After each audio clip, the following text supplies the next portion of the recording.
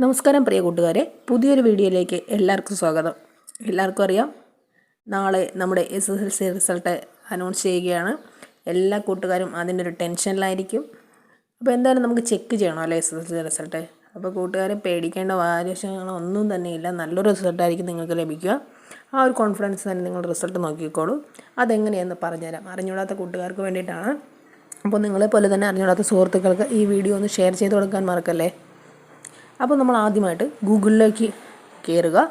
Google പോയിട്ട് അവിടെ result.kite.kerala.gov.in എന്ന് സെർച്ച് ചെയ്യുക. അപ്പോൾ ഞാൻ പറഞ്ഞല്ലോ, ഗൂഗിളിൽ ആദ്യം നമ്മൾ ഗൂഗിൾ കോമിൽ പോവുക.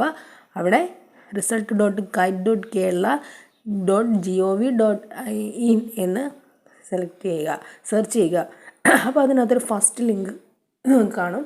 ആ ഫസ്റ്റ് ലിങ്കിൽ നിങ്ങൾ ക്ലിക്ക് ചെയ്യുക. ക്ലിക്ക് ചെയ്യുമ്പോൾ എന്ത് കാണും? അതിനകത്തൊരു 3 ഓപ്ഷൻസ് ഉണ്ടാവും. അതിൽ ആദ്യത്തെ ഓപ്ഷൻ ആയിരിക്കും SSLC റിസൾട്ട് 2024 എന്ന് കാണും.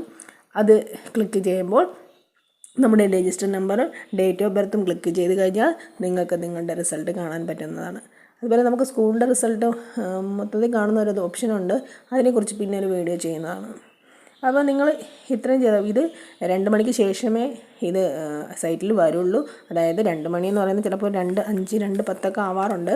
അപ്പോൾ നിങ്ങൾ ആ 2 മണി സമയത്ത് തന്നെ ഈ സൈറ്റിലോട്ടൊന്ന് നോക്കുക.